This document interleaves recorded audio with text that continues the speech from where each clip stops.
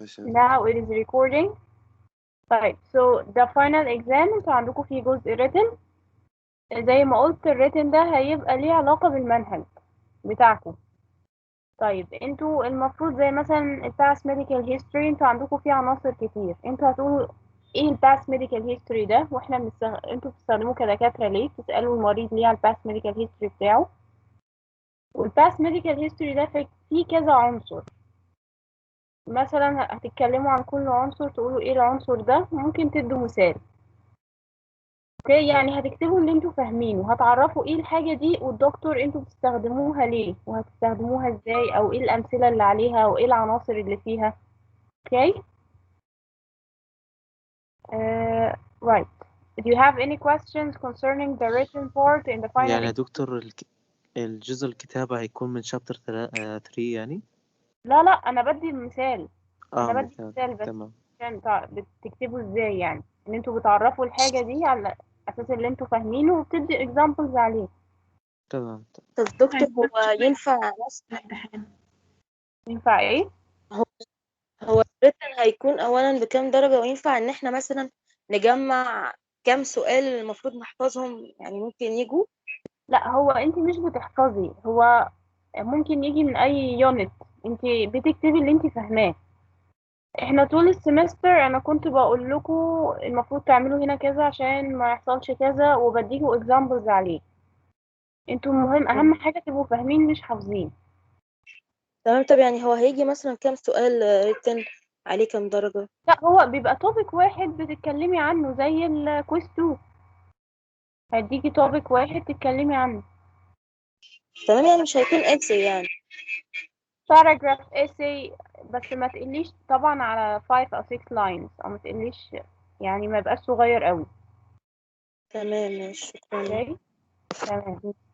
اوكي طيب let's start. I'll share my screen.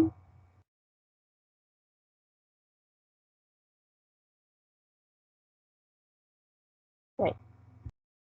First, Unit 9. Unfortunately, I don't have my book. So, Unit 9, I guess it's page 87 in the book. Breaking bad news. In this unit, as doctors, you will learn how to communicate bad news to the patient. يعني انتوا خلاص كشفتوا على patient وعمل التحليل وعرفتوا النتائج بتاعته. تمام. وطلع ان هو مثلا عنده حاجة خطيرة. How بقى to tell the patient this bad news. Okay. طيب يبقى at the end of this unit you will be able to deliver bad news, reassure a patient or a relative, show empathy. هنعرف كل الحاجات دي in details. Okay, so what is bad news? Any information that changes a person's view of the future in a negative way. Changes the future in a negative way. بتأثر على المستقبل بشكل سلبي. So here the doctor should focus on how the patient feels rather than the event itself. طيب الدكتور هنا المفروض يعمل ايه؟ To put his in the doctor should put himself or herself in the patient's shoe. يعني يحط نفسه مكانه. الدكتور بالنسبة له ممكن الحكاية دي ما تكونش سيئة، بس بالنسبة للبيشنت تكون سيئة جدا. For example هي ممكن ما يكونش عنده حاجة خطيرة بس هيأثر على مستقبله. يعني مثلا لو في عندنا بيانست اللي هو بيلعب بيانو وعنده مشكلة في الجوينت أو عنده مشكلة في الماسلز بتاعته، والدكتور قال له إن أنت مش هتعرف تلعب، إيدك الشمال مش هتحركها properly تاني. أوكي. الدكتور هنا المفروض يبقى showing empathy and understanding for the patient feeling. Okay. طيب هنشوف الكلام ده كله in details. ده كده كلام general. Okay, here's the first page. المفروض دي page 87 exercise 2. What you have in front of you is these are all examples of bad news as you can see here. طيب أنا عاوزة منكم تقولوا لي which one is the most difficult, which one is the least difficult. for you as a doctor to deliver this bad news to the patient. ممكن مين هنا الصعب قوي ان انتوا تقولوا للبيشنت ومين يعني okay what do you think؟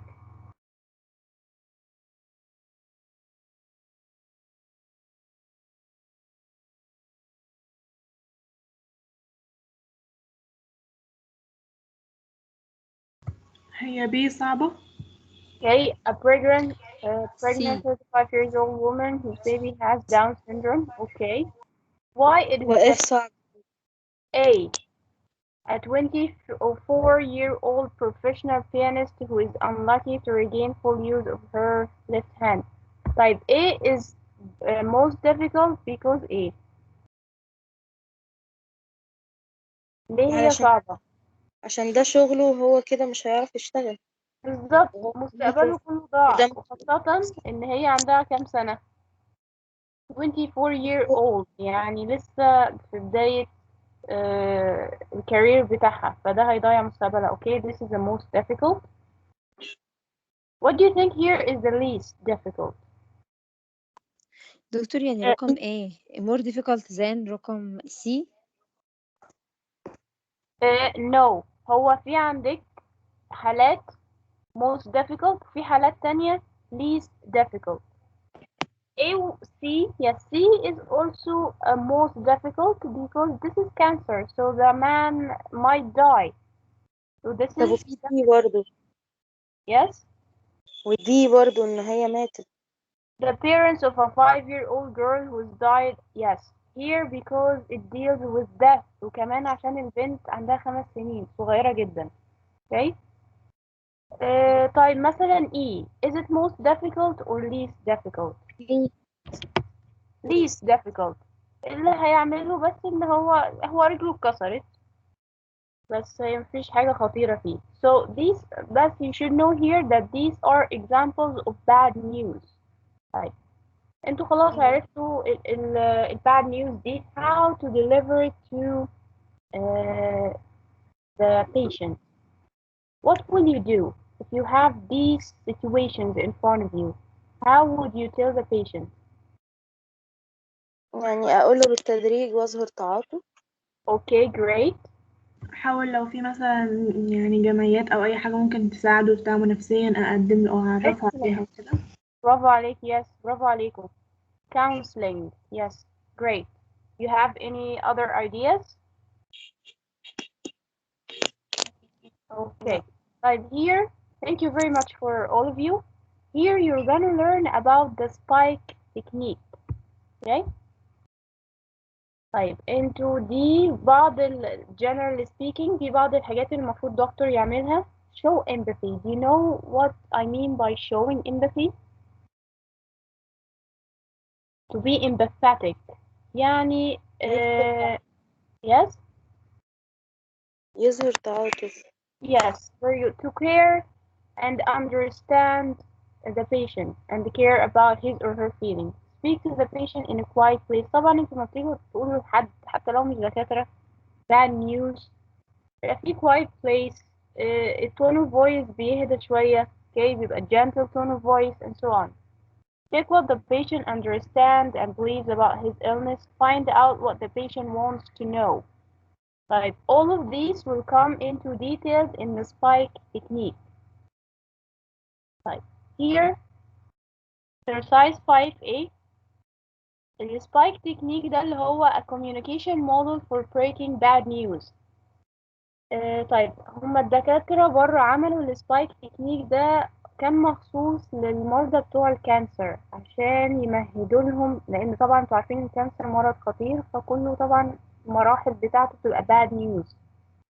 فهم عملوا الاستراتيجي دي أو التكنيك ده called spike. في stages 1 2 3 4 5 6 stages. المفروض الدكتور to take these stages when he or she is delivering bad news to the patient. Okay. طيب let's start كده by first one. خلاص انتوا عرفتوا bad news. أول حاجة خالص بتعملوها مع البيشنت ايه؟ You take into consideration the setting. Okay. انا عامله لكم بالاحمر عشان يبقى الكي ووردز واضحه قدامكم كل واحده. Setting for the interview, physical surroundings, nonverbal communication. طيب, what you should take care of concerning the setting is first of all the physical surroundings. يعني ايه physical surroundings؟ يعني if there are any people around you, you should talk to the patient in a quiet place. Okay? And the doctor should talk to the patient privately. يعني مثلا at his office alone without being interrupted by anyone. يعني the doctor should ask the patient if he is expecting a call or he or she is expecting any kind of interruption. لازم يبقى كله quiet في المكتب بتاعه privately. طيب. The doctor and the patient should be seated. يعني لازم هما الاتنين يبقوا قاعدين. طبعا ال patient لازم يبقى قاعد. And there are no barriers between the doctor and the patient. يعني الدكتور والبيشنت قاعد قصاده، ما يبقاش فيه barriers، ما يبقاش فيه chairs, tables, and so on. Okay? This is concerning the physical surrounding. Of course, the nonverbal communication, we've already talked about this at the beginning. Non-verbal communication, the tone of voice, the facial expressions of the doctor to be compassionate. Okay. مثلا, if the patient is okay with this, you can bat on his or her back. يعني physical contact. لو هو ال patient تمام okay, ممكن تطبطب عليه تديله منديل. This is all is concerned or included in the nonverbal communication. يبقى دي أول حاجة sitting. يبقى quiet place, no barriers between the patient and the doctor. The patient should be seated. There should not be any interruptions whatsoever. Of course, in the nonverbal communication, we already discussed this. This is the first thing. طيب, المرحلة اللي جاية ايه بقى؟ خلاص قعدنا وكله تمام. The second stage is determining patient's perception of their situation. You know what is perception?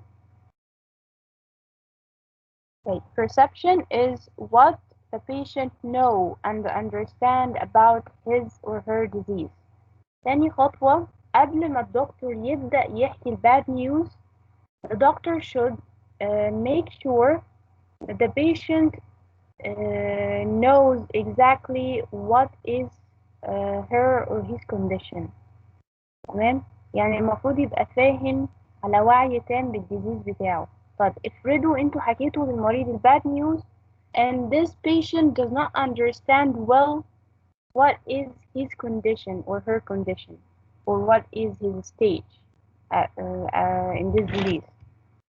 طيب طبعا هيبقى يحصل مضاعفات، يبقى في panic attack، ممكن المريض يحصل له faint يقوم عليه. Okay? So before going through the information or the bad news, before delivering the bad news to the patient, you should ask the patient about his or her perception, what exactly they know or understand about their disease. Okay, so here the perception stage. First, you should ask the patient, what have you been told already about your condition or situation? How much information do you have about your condition at this point? What do you know about this condition? All of these three questions are examples of making sure what exactly the patient understands about his disease or her disease. Okay? So first, you should make sure of this. طيب خلاص احنا عرفنا، احنا سألنا السؤال ده. Okay? دكتور عندكم yes. لو أيوة سمحت حضرتك لما حضرتك شرحتي السيتنج من سلايد زي ديت، ممكن حضرتك نشوفها بس عشان بتساعدنا شوية ان احنا نفهم اكتر. لا انا مش عامله setting في سلايد، هي setting انا قلتها من الPDF ده ظاهر قدامكم؟ ظاهر اللي هي الفيزيكال considering والquiet place. حضرتك قلتي كام نقطة كده كمان؟ اوكي هعيدهم تاني. هو انتوا you should take notes while I'm explaining. ما هو احنا بناخد طيب اوكي هعيدها تاني عشان اللي ملحقش. في السيتنج انتوا عندكم حاجتين زي ما انتوا شايفين عندكم في الكتاب physical surroundings اللي هي should be a quiet private place, no barriers between the doctor and the patient. ما فيش حواجز ما بينهم وهم قاعدين، ما فيش ما بينهم ترابيزة مثلا أو chair. No interruptions, phone calls, somebody coming to the office for example. No barriers, no interruptions, quiet private place, and the patient should be seated. يعني لازم يبقى قاعد. The patient should be seated. Okay? Non-verbal اوكي. communication, like the facial expressions of the doctor, the physical contact, if the patient allow the doctor to a physical contact يعني مطبطب عليه مثلا bat on the back. These are examples يعني you don't have to know all of this. Just know the non-verbal communication اللي احنا خدناها قبل كده اللي هي زي ال eye contact، الحاجات اللي احنا خدناها قبل كده. Okay, you already know this one اللي هي non-verbal communication. الجديدة بس اللي هي physical surroundings. تمام كده؟ تمام. شكرا لحضرتك يا دكتور. عفوا يا حبيبي. طيب تاني حاجة قلنا perception، لازم الدكتور يعرف المريض فاهم قد ايه عن المرض بتاعه. طيب يعرف منين؟ الدكتور بيسأل الأسئلة دي. انا بس جايبه لكم الاسئله دي كاكزامبل بس عشان افهمكم الدايلوج ممكن يبقى عامل ازاي او الكونفرسيشن تبقى عامله ازاي. اوكي طيب خلاص احنا الدكتور سأل الاسئله دي. he asked or she asked these questions. طيب عندكم بعد كده في exercise انا هاخد كل نقطه واشرحها in details. اوكي دي second stage، كل ده احنا في second stage. عندكم في نفس في exercise 8. I'm sorry I don't have my book so I don't know which page. هو مكتوب هنا تحت اهو 88 page 88 exercise 8. طيب ال patient speak. خلاص الدكتور سأل المريض مثلا what is your understanding of your condition at this stage. هو سأله انت فاهم قد ايه. اللي قدامكم ده في exercise 8 from 1 to 10 these are the responses of the patient. طبعا ال responses دي بتبقى 3 أنواع. A يا إما knows nothing ما يعرفش حاجة عن ال condition بتاعه. B knows something يعني يعرف شوية. و C well informed يعني عارف كويس قوي عن الوضع بتاعه أو المرض بتاعه. Okay, what we should do here is try to match the responses with the three scenarios. Which one is the most appropriate? Okay. For example, number 1, I have seen something about it in the papers. So what do you think? A, B, or C? B. Yes, B knows something يعني عارف شوية عن الموضوع. طيب if the patient respond by saying you don't need to tell me about it my brother. If number 2 يبقى كده المريض ايه؟ C. C. Sorry? C. Very good. Well informed. عارف كويس لأن his brother or her brother had it before. Okay, number 3, I'm very familiar with the condition as my father had it. C برضه. C برضو. Yes, C. Excellent. Well informed عشان في حد عنده جاله قبل كده فعارف الموضوع عامل ازاي. 4 haven't No. a clue. تمام. هتبقى بي. no A. haven't a clue يعني ما عندوش فكرة خالص. تمام. no nothing. haven't a clue يعني ما عندهوش فكرة خالص. Okay. 5 my knowledge is a bit sketchy batchy. نص نص بي. هي sketchy اللي هي الحاجات اللي عاملة زي draft يعني لسه not B. quite in depth. يبقى 5B. Type 6, I picked up bits and pieces from here and there.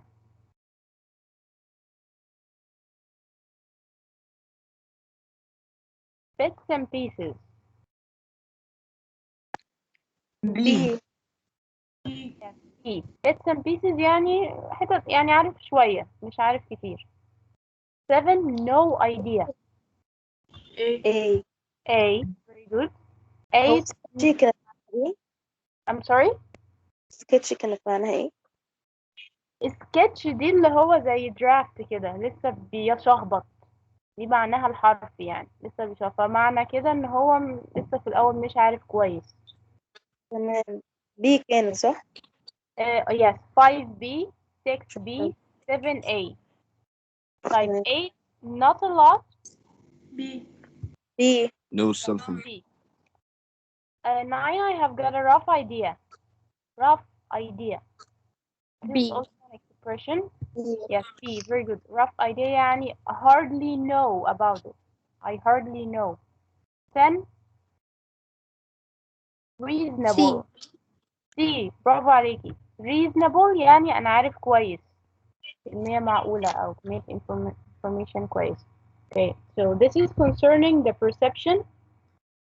طيب يبقى اللي قدامكم دول these are might be the responses of the patients. يبقى بينقسم إلى 3 حاجات، يبقى knows nothing يا knows something يا well informed.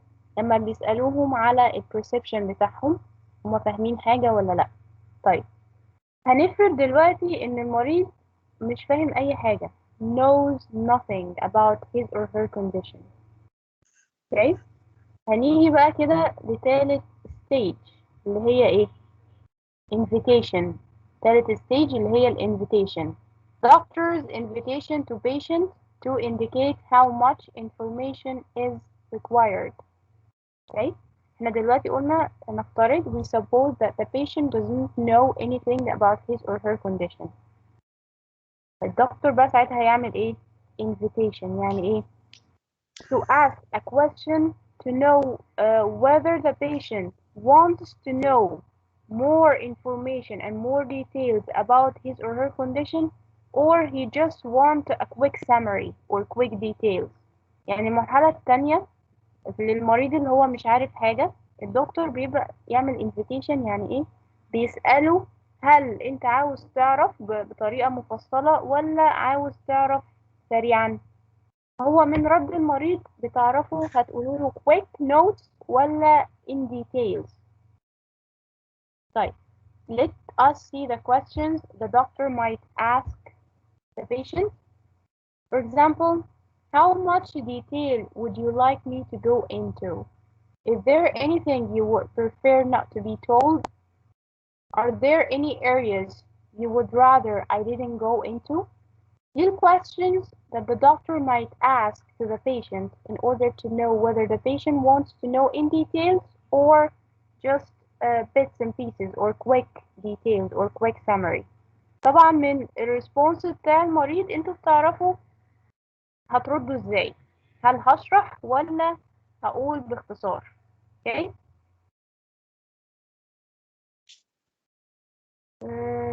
اوكي دكتورة بعد إذنك أنا آسف على المقاطعة بس اتفضل. أنا معايا الأسايمنت بس عايز أسلمه بس مش عارف أسلمه وين. أنا كل طيب فكرة إن المحاضرة اليوم بالجامعة بس عرفت متأخر إنه أونلاين. يعني انت في الجامعة؟ أنا في الجامعة. انت رحت الجامعة؟ دكتور. يا خبر، انا قلت امبارح بالليل عشان تلحقوا ما تروحوش. طيب خلاص حصل خير، ممكن بس تفكرني في الفكرة عشان ما اقطعش الشرح. اوكي تمام يعني أروح خلاص، أروح البيت. ايوه في ما تسليم يعني النهاردة ولا؟ طيب. طب تمام شكرا. Right. So these are the questions that the doctor might ask to the patient. يبقى this is the third stage. Okay. يبقى احنا كده we covered the setting, the perception, invitation. طيب انتوا دلوقتي سألتوا المريض أسئلة الانفيتيشن دي عشان تعرفوا هتقولوا كمية قد ايه.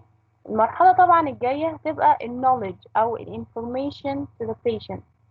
giving knowledge information to the patient. دلوقتي دي المرحلة بقى اللي انتوا المفروض هتقولوا للبيشنت التفاصيل أو ال quick summary about his or her own disease. طيب في المرحلة دي الدكتور المفروض يبقى فيه pauses while he or she is speaking to the patient to let the patient take in what he or she is saying. يعني لازم نتكلم بالراحة ونحط فواصل ما بين الكلام بتاعنا. يعني to deliver the bad news أو the details in chunks. عارفين يعني ايه chunks؟ يعني حتت، ما نقولش كله ورا بعضه عشان المريض يستوعب اللي احنا بنقوله، لأن طبعا بيبقى ساعتها المريض is very scared and depressed. بس هي دي الستيج ده اللي احنا بنعرفه هنا اللي knowledge أو information. We should say it in chunks. We should put pauses between our sentences or questions. Okay.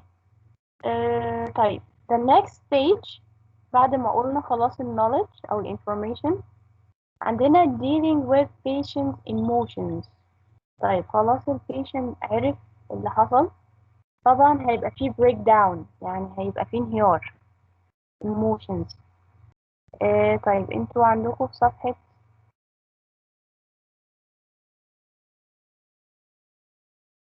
ايه this page اللي هي فيها exercise 14A dealing with emotions. Okay, emotions. It is important to anticipate the patient's emotion and acknowledge and deal with them as they arise. لازم الدكتور يتعامل مع شعور البيشنت ده أو البريك داون بتاعه. عندكم 3 types of emotion. أول واحدة explanatory. The second one is empathetic. The third is validating. These are the 3 ways in which the doctor deals with the emotions of the patient. طيب بيعمل ايه الدكتور؟ بيعمل 3 حاجات when dealing with the patient's emotions. أول حاجة explanatory. يعني ايه explanatory؟ يعني ask about how the patient is feeling. جاية من explain، يعني عاوز يعرف البيشنت حاسس بإيه. For example, can you tell me how are you feeling? What do you make of what I have just told you? How are you feeling about this news?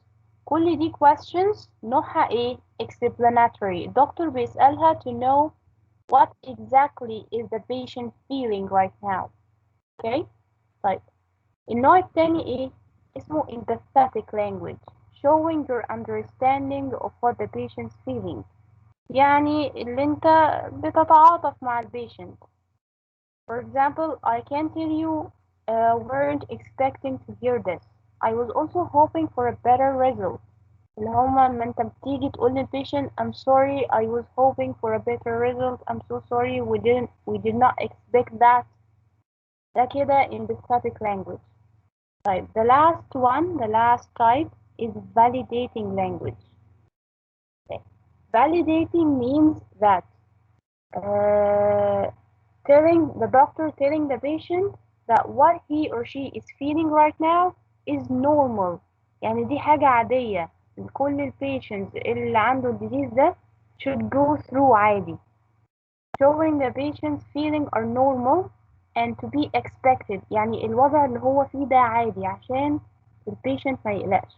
For example, I can understand why you feel like that.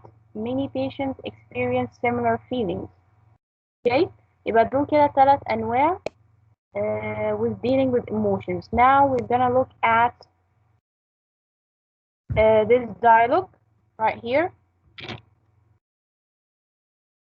Okay, here I want you to spot the questions and tell me what type of emotions يعني دي validating ولا empathetic question okay ولا explanatory question okay هو هنا بيقول so I have got AIDS هو هنا خلاص الدكتور هيشرح دي مرحلة الشرح حد عنده سؤال؟ هو ده بس يعني اوديو كام او بيج كام؟ هو ده في آخر الكتاب خالص audio 9.4 تمام لقيتها page 147. oh thank you very much page 147 audio 1.9.4 okay طيب انتوا الدايلوج ده عندكم طيب here so I have got AIDS طيب هنا الدكتور هنا رد بإيه؟ دي كده knowledge ده كده بيعرفوا information about his or her طبعا هنا his disease okay طيب كملوا كده قراية وحاولوا تقولوا لي فين ال explanatory questions فين ال validating questions and the empathetic questions.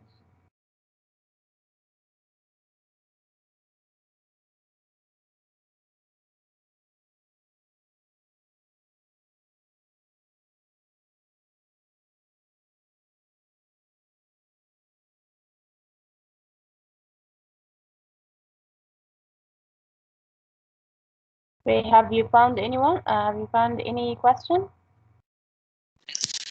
أيوة يا دكتور اللي هي can you tell me how you are feeling the Excellent. explanatory. Can you tell me how you're feeling, James? ده كده نوع ايه؟ أول واحدة.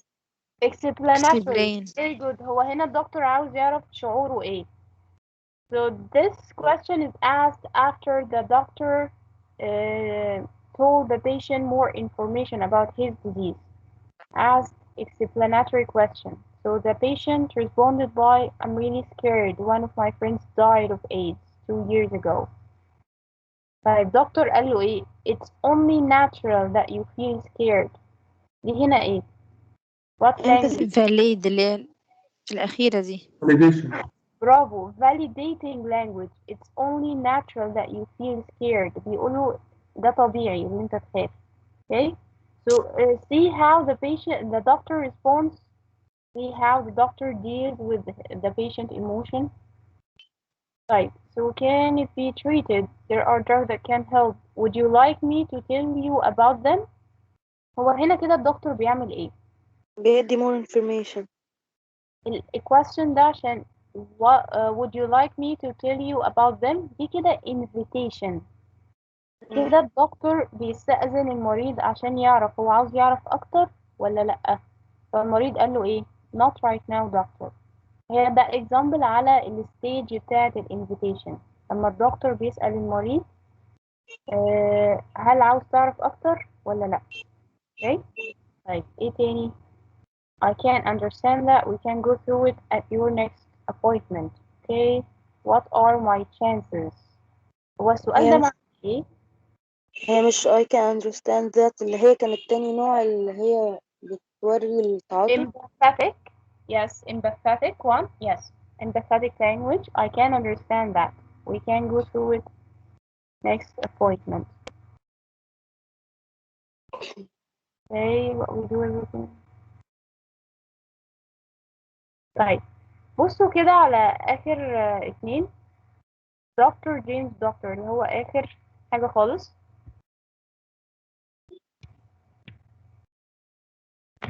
اللي هي I realize how difficult it must be for you to ask that question. I can't really say at this point, but we will do everything we can. Do you have a friend or relative you can talk to about this? I'm really close to my sister. That's good. I could arrange an appointment with our counselors here if you'd like to talk to someone. طيب الدكتور اللي عمله في الآخر خالص ده ايه؟ اسمه نعم؟ اليونت اللي فات الايه؟ تبع اليونت اللي فات اللي هو بيسأله لو عايز information تانية يتصل بيه ويقول له كده. اوكي تمام yes very good But here, I was just giving an example about, on the last stage. هي agreeing most appropriate. أيوة صح، هي دي زيها. انت قصدك على closing صح؟ هي اللي هي closing interview. yes. هو ده برضو اللي بنعمله هنا في آخر stage، اللي انت بتعملي ايه؟ summarize، وبتعملي strategy for moving on. strategy for moving on. دي آخر stage. دكتور المفروض يلخص to recap or to sum up what he or she have said during the interview, and then agree with the patient what are the next steps. هنا الدكتور عمل ايه؟ قال له you should talk to a friend or relative. بعد كده عمل I could arrange an appointment with our counselors. دي اسمها strategy. Okay? This is the strategy for moving on. Strategy for moving on. Okay? عشان يتغلبوا على المرض. Okay? هو هنا دي تكملة strategy. I'm really close to my sister. That's good. I could arrange an appointment. Yes, that would be helpful. Is there anything else you'd like to ask? No, at the moment. Okay. Okay. So we'll go through the options available next time. In the meantime, I'll make an appointment with our counselor for you. So this is the last stage. زيها زي closing interview. بنعمل sum up وبنعمل strategy for moving on or plans for the future عشان نتخطى المرض. Okay, so these are the spikes stages. كلها مفهومة؟ في حد عنده سؤال فيها؟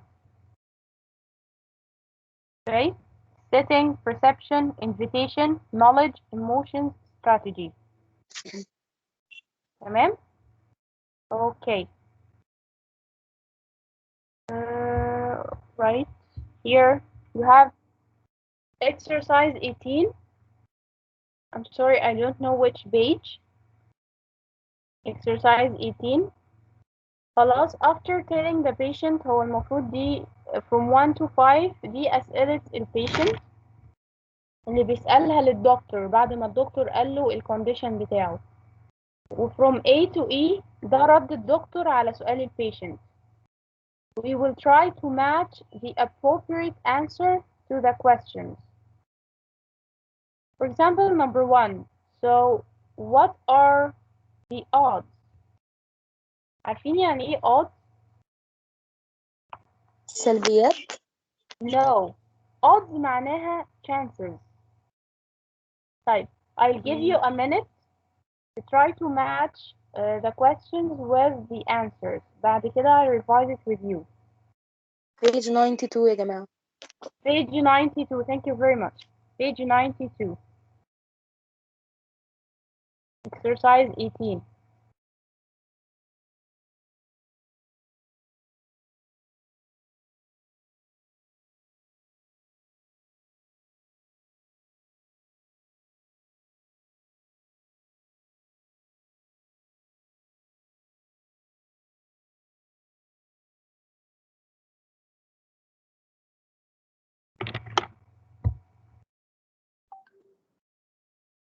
So, number 1. What are the odds? هتبقى أنهي واحدة؟ C. Sorry? C. C. Yes. وممكن واحدة كمان. B. Yes, B. C and B. Number 1 هتبقى C و B. There is very chance that you will recover. At the moment I'd say 50-50. الاتنين بمعنى واحد إن في 50% أمل. Okay. What are the odds؟ يعني أنا عندي فرصة إن أنا أتعافى. على فكرة number 2 هو number 1. نفس معنى السؤال. What are my chances؟ هي what are the odds؟ فطبعا الإجابة بتاعت number 2 هتبقى برضو B و C. تمام؟ إجابة number 2 هتبقى B and C. طيب, what about 3? I'm going to make it. Am I going to make it? A. A. Very good. I can't say for certain, but it looks as if you're fighting it. Okay. يعني أنا هعيش يعني. طيب, يبقى 3A. 4. Don't beat around the bush. Just tell me straight. عارفين يعني إيه don't beat around the bush? يعني ما تلف تلفش ردي وتدور. بسرعة. بالظبط، رد على طول، خليك دايركت معايا. طيب 4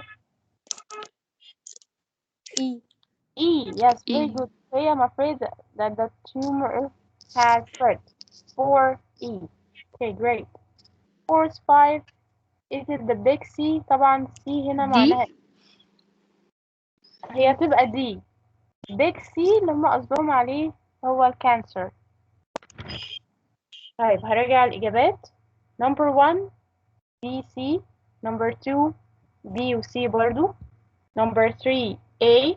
number 4 E. number 5 D. Okay. Right. The last exercise here in this unit. كبرها لكم عشان تبقوا شايفينها. Okay, exercise 19A. So here, you have two categories. Not going to recover, مش هيتعافى.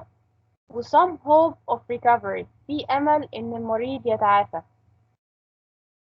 طيب انتوا عارفين يعني ايه prognosis؟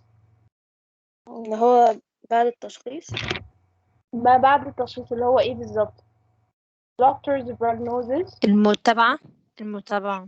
اللي هو the development of the disease in the patient. يعني اللي هو تطور المرض في جسم البيشنت. the doctor's prognosis. احنا هنعمل ايه هنا؟ هنوزع البرسنتنسز دي in each category. For example, so I might pull through. أول واحدة not going to هنا recover. كده يبقى أكيد الدكتور اداله ويبقى في أمل للعلاج ولا مفيش أمل خالص؟ مفيش. لا، في أمل. I might pull through بيقول له so I might pull through. so دي معناها إن الدكتور قال له حاجة فيها أمل، فبيقول له I might pull through يعني هخرج منها أو هتعافى. يبقى number one هتبقى some hope of recovery. هنحطها في الخانة دي some hope of recovery. هنا كده في أمل. Okay. Number two, so this means I have had it. Not going to recover. برافو. not going to recover. I have had it معناها بالعامية يعني كده خلاص، قصده كده يعني. Number three, so things could be worse I guess. وركزوا دي بقى. أسوأ، يعني هيبقى حالته أسوأ. going to recover لا, برضه. some hope of recovering. Yes, برافو. some hope of recovery. Number three. هو المريض قصده ايه؟ طب الحمد لله ده ممكن الوضع يكون أسوأ من كده. الحمد لله ان هو مش أسوأ يعني. هو ده قصد المريض من الجملة دي. So things could be worse I guess.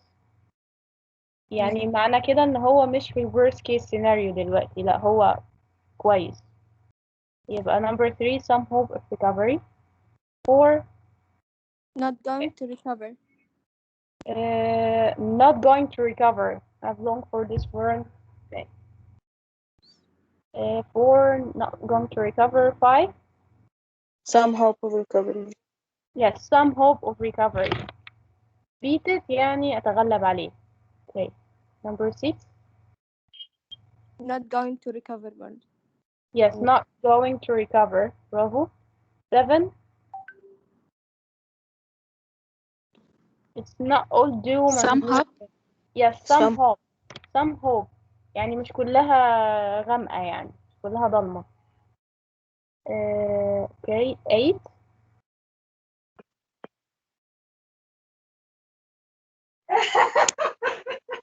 يا جماعة. Not going to recovering. no going to recover. very good. it's curtains for me. معناها كده هي this is expression. عارفين يعني لما يكون واحد على المسرح والمسرحية ما تخلص الستارة تنزل، ده قصده هنا المريض يعني it's curtains for me. معناها ان كده خلاص يعني الحياة خلاص بالنسبة لي. يبقى 8 some sorry not going to recover.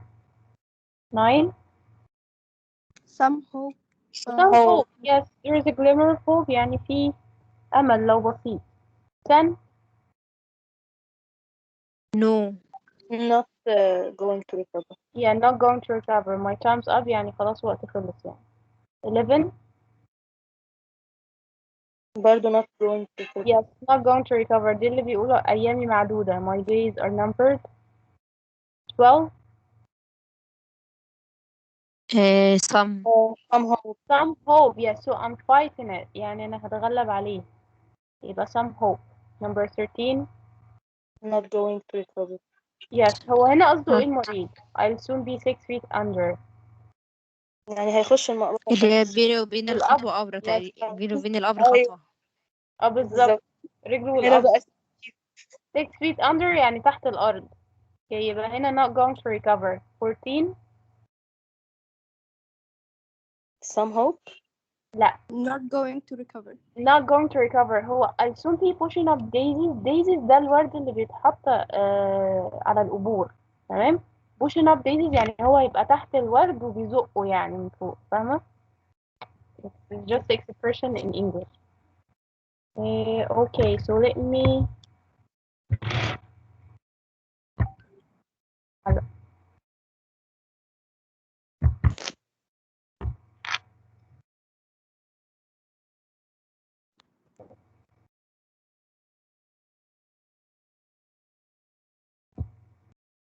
so this is the answer. These are the answers. عندك فاتوا حاجة؟ دكتور حضرتك هي مش ظاهرة. الإجابة نعم. خلاص كده ظهر. تمام.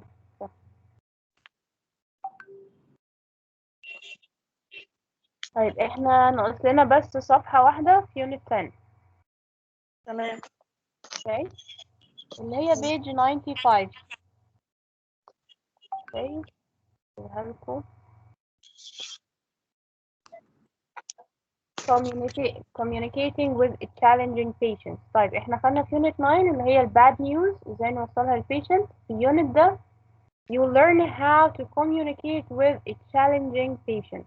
What comes to your mind when I say challenging؟ يعني ايه patients are challenging to communicate with؟ بيتغلب على المرض. تتغلب على ايه؟ مرض مثلا ناجي من كانسر كده لا. يعني. No, not that kind of case. patients بيبقوا challenging امتى؟ او ما بيبقاش فيه communication ما بينكم امتى؟ لما يبقى عامل ازاي البيشنت؟ يعني مغيب مثلا في حاجة okay, drinks alcohol or takes درينك بالظبط. okay, great. What else؟ زهايمر مثلا. okay, زهايمر. أو طفل صغير. الدكتور صغير. ايه لا العلاقة؟ patient صغير. البيشنت صغير ما مامته اللي هتتكلم. لا احنا لو adult قدامكم ويبقى صعب الكوميونيكيشن ما بينكم. هو مثلا مش معترف ان هو عنده المرض ده او مش مقتنع بيه او كده. okay, yes, very good. What else؟ طيب okay, so the objectives of this unit, we will come to this. At the end of this unit, we will be able to encourage withdrawn patients to speak. اللي هم مش عاوزين يتكلموا. Communicating with uncommunicative patients. مين بقى uncommunicative patients؟ متوحد. sorry. اللي نعم. عنده متوحدين كده introvert. السيندروم ده اوكي. لا لو واحد عادي عنده مرض عادي بس مش راضي يتكلم. اوكي. في مرضى كده بتبقى for example like the shy patient. عارفين يعني ايه shy؟ إن هو مكسوف. بالظبط. مريض مكسوف مش عاوز يتكلم.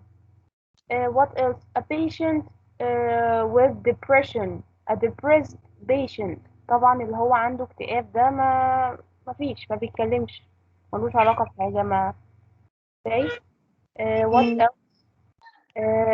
patients who behave aggressively, who are always angry. على فكرة يعني لا قدر الله يعني انتوا في in your career you will come across patients who can be aggressive, patients who are not convinced by what are you doing by your prescribed medication. صح؟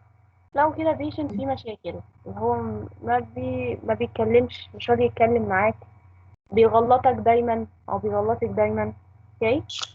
طيب تعالوا نشوف الليست كده اللي فورد عمل list that identifies a number of patient types with whom doctors may have difficulty in establishing a communicative relationship. Okay. Here on page 95 exercise 1. بصوا كده الليست دي، هو هنا deceitful patients معناها the patients who lie، اللي هم بيكذبوا دايما. يعني بتسألهم خدت الدواء بتاعك، أخبار الدواء إيه، مش عارفة إيه، ما بيقولوش الحقيقة. Okay. So this is hard for the doctor to communicate with. طبعا الdiagnosis ما بيبقاش accurate عشان هما بيكذبوا. أنا عاوزاكم تبصوا كده على الليستة دي وتقولوا لي which one of those is the most difficult for you and why.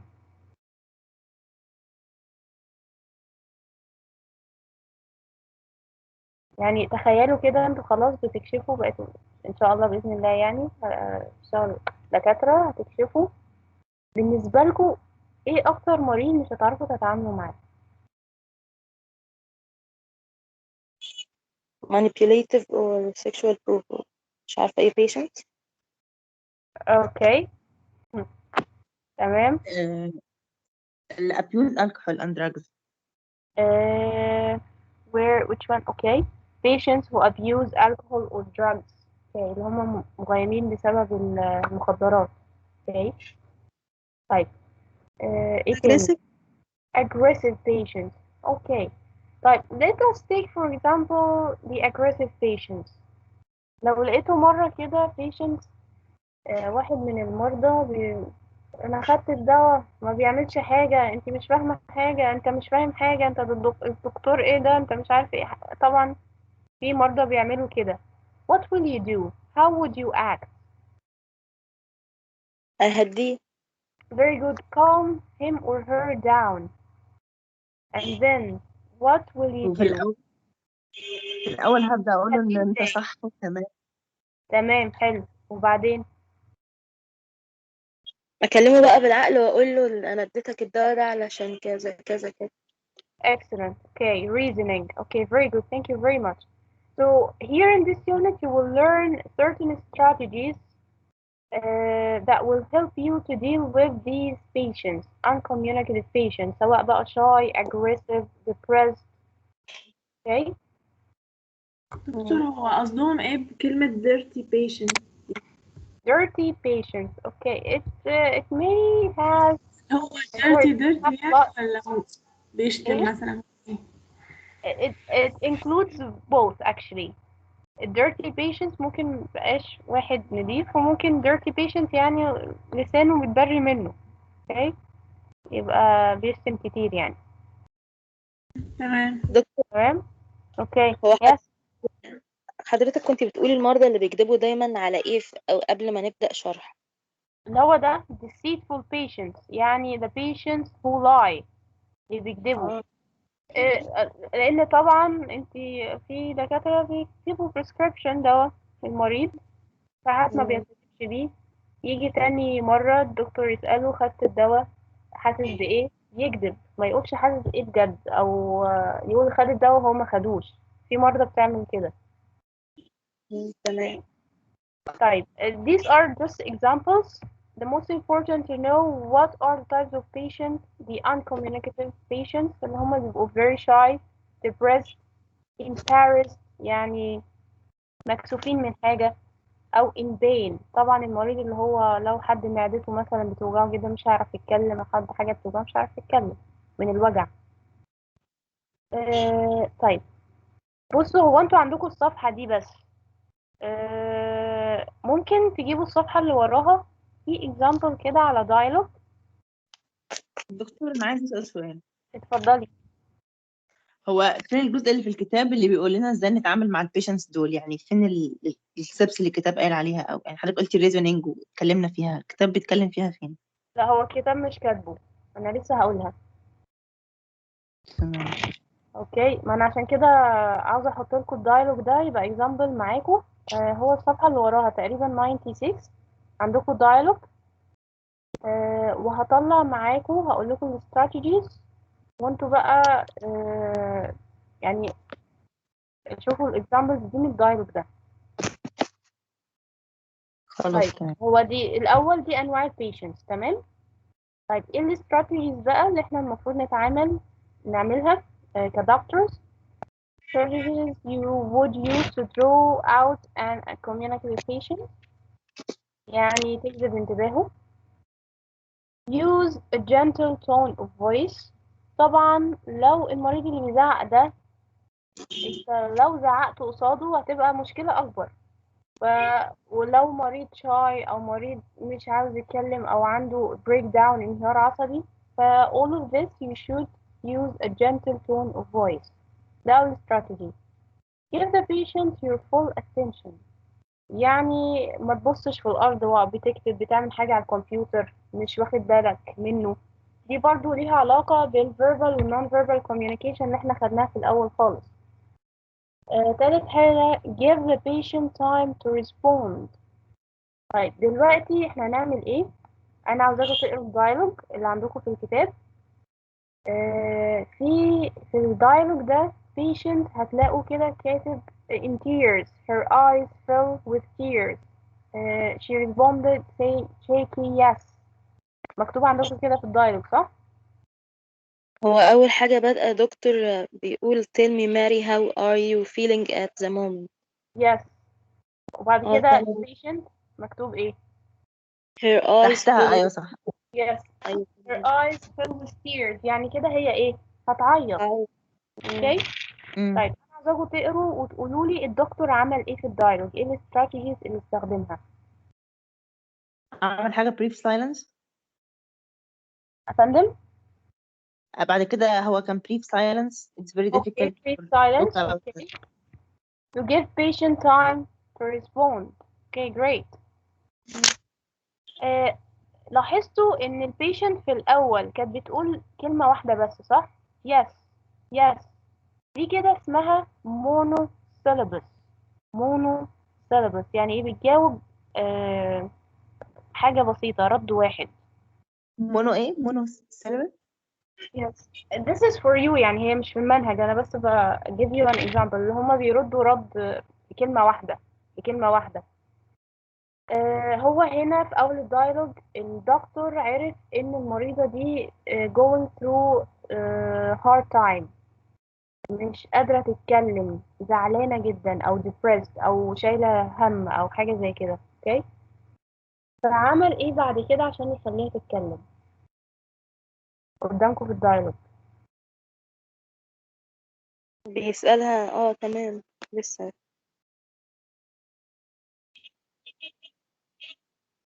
طيب did the doctor ask closed or open questions?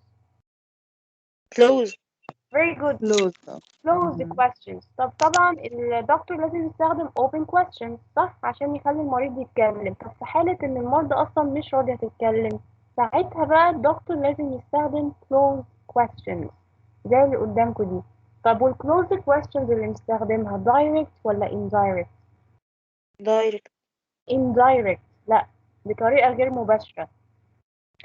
هتلاقي مثلا هو عاوز ايوه يعرف صح. الدكتور، تمام، الدكتور عاوز يعرف هي بتاخد الدواء والدواء عمل مفعول ولا لا، فمش بيقول لها كده انت خدت الدواء، ما قالهاش كده بطريقة صريحة، لا لف.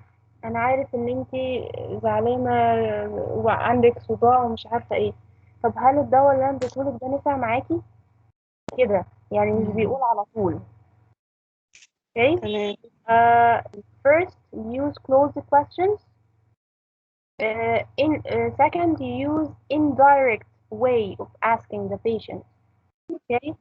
Indirect way دي فيها empathetic way of asking. يبقى دي strategy to be empathetic. يعني ايه؟ To care about the patient feeling and understand what the patient is going through.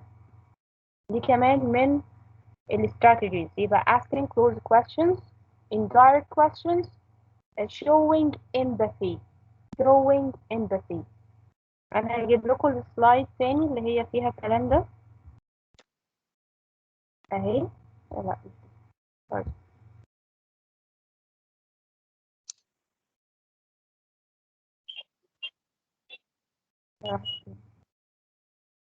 طب كملوا قراية وقولوا لي شو ايه تاني موجود. دي اللي في يونت 9 اللي هي الحاجات دي. تقريبا صح. سوري. طيب هو احنا عندنا tone of voice. طبعا الدكتور هو بيتكلم، انتوا عشان مش سامعين الاوديو. use gentle tone of voice. طيب الاستراتيجي اللي بعد كده عندكم هو بيتكلم بيبقى فيه pauses برضو ما بين الكلام وبعضه to let the patient take in what the doctor is saying. طبعا في المريض في الوضع ده، الوضع اللي هو زعلان او depressed او shy او in pain، بيبقى التركيز بتاعه قليل. فالدكتور المفروض يعمل pauses between الأسئلة بتاعته. اوكي تمام. اوكي يتكلم بالراحة. So الاستراتيجي اللي بعد كده the doctor should talk slowly in a quiet voice to mirror the voice of the patient. يعني عشان يقلد صوت المريض يبقى في نفس المستوى بتاعه. ليه؟ عشان المريض يرتاح له. To talk in a quiet slow voice اللي هي gentle tone of voice. اوكي right. في آخر الدايلوج عندكم تحت خالص على ما أتذكر اللي هي من أول and you are worried that، عندكم حاجة من أولها كده تحت خالص. هو في you don't need to apologize Mary كده yes ده آخر this حاجة. is empathetic language. تمام بعدها It's perfectly normal to cry. I understand how you are feeling. You're yes worried that if you don't stay strong for the family, things will fall apart, aren't you? okay very good. من أول and you are worried ممكن تقوليها تاني. ثانية بس هجيبها تاني. okay You are worried that if you don't stay strong for the family, things will fall apart, aren't you? okay thank you very much. هي الدكتور اللي قاله ده بيعمل paraphrase للي already patient قاله. اوكي دي استراتيجي تانية. هو البيشنت بيحكي خلاص بقى فك شوية وبيبدأ يحكي للدكتور ده أصلا أنا خايفة اللي يحصل كذا وكذا وكذا وكذا. فالدكتور في آخر الدايلوج عمل ريفريز أو عاد نفس الكلام أو عمل بارافريز أو شرح للكلام البيشنت، قالها بطريقة تانية. اوكي يبقى دي استراتيجي اسمها paraphrase. انتوا عارفين الكلمة دي صح؟ دكتور paraphrase. دكتور يس حضرتك عاملة ريكورد للمحاضرة ولا لأ؟ عاملة. طب احنا لما حضرتك بتسجلي الريكورد بيروح فين يعني عشان اقدر اجيبه بعدين؟ طيب هو الفيديو بيقعد 20 يوم وبعد كده بيبقى بيتشال من التيمز. تمام اوكي فانتوا اول ما بخلص المحاضرة حاولوا تنزلوه. تمام اوكي اوكي شكرا ليكي. طيب يبقى هنرجع بقى كده للاستراتيجيز. الثري اللي قدامكم دول اهم حاجة. gentle tone of voice, give the patient your full attention, give the patient time to respond by talking slowly in a quiet voice. طيب بعد كده عندنا ال empathetic language اللي هي I apologize for what are you going through right now. اللي هي ال empathetic language اللي هي show caring for the patient feeling and understanding what the patient is going through.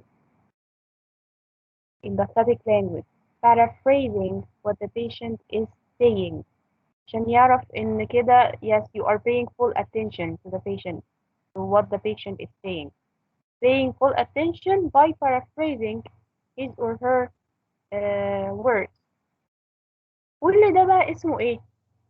facilitative language. احنا كنا خدناها قبل كده هو الفاسيليتيتيف لانجويج، بيسهل على المريض عشان يشجعه ان هو يتكلم. تمام. طيب عندكم سؤال؟ الاستراتيجيز. اوكي. ايه بقى اللي الدكتور ما ينفعش يعمله؟ الثلاث حاجات دول.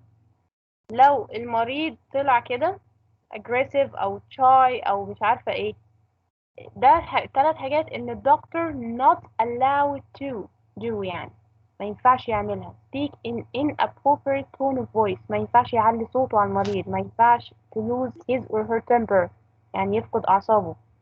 avoid any physical contact with violent patients، لو البيشنت تطاول وبدأ يعمل يمد ايده، ما ينفعش الدكتور هو كمان يمد ايده، كده المشكلة هتكبر. طيب what should you do instead؟ في الحالة دي ممكن ساعتها to ask the patient politely to leave or to call the security for example. طيب آخر حاجة the patient calls the limits you can ask him or her politely to leave. تمام. بس هو ده unit 10. Do you have any questions؟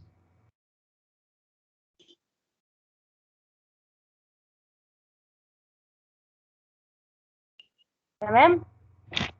تمام. بس دكتور، هو ينفع حضرتك يعني لو تعرفي الدرجة بتاعت الريتن كويستشن اللي هتيجي في الامتحان هتكون بكام؟ بتهيألي 15. 15. 15 درجة طب هو ما ينفعش يعني نحددها هي هتبقى على يونت 2 ولا 3 ولا 4، علشان الوقت برضو ضيق وعندنا بعدها بيوم امتحانات الفاينل فيكسد والحاجات دي. بصي، هو بصراحة مش أنا اللي هكتب الامتحان، هو المسؤول عن المادة الدكتور هو اللي هيكتبه. so I don't know ال question هيبقى من أنهي unit. بس انت لو فاهمة كل unit بيتكلم عن ايه، أي سؤال هيجيلك هتعرفي تكتبي عليه. وبصوا، هو على المنصة زي كويز 2 كده، هيبقى زي كويز 2، يعني أسئلة زي دي بحيث تعرفوا تكتبوا فيها حاجة. كويز 2 اللي احنا امتحناه في الجامعة ده صح؟ لا، كويز 2 اللي هو على المنصة دلوقتي، اللي هو آخر واحد. تمام. بس طبعا تمام. مش هيجي ان احنا نكتب كل ده، يعني هو سؤال هقول كده بسرعة ايه اللي هو مفهوم ايه وكده. تعرفي هو ايه؟ والله لو عندك معلومات عنه كتري يعني، بس ما تكتبوش قليل يعني، مم. ما يقلش عن 6 lines. انتوا طب هو بتعرفوا الحاجة بتقولوا دي ايه، والدكتور بيستخدمها ازاي او بيستخدمها ليه، وبتدوا examples كأنكم شغالين دلوقتي كدكاترة وبتحكوا عن الاكسبيرينس بتاعتكم. تمام، خدوها كده عشان ما تبقاش حاجة تقيلة بالنسبة لكم. مم. ما تقلقوش، هو بس دكتور ممكن أسأل سؤال عن الأسايمنت؟ قولي يا أميرة. هو حضرتك انتي منزلة كلام تحت الأسايمنت المطلوب مننا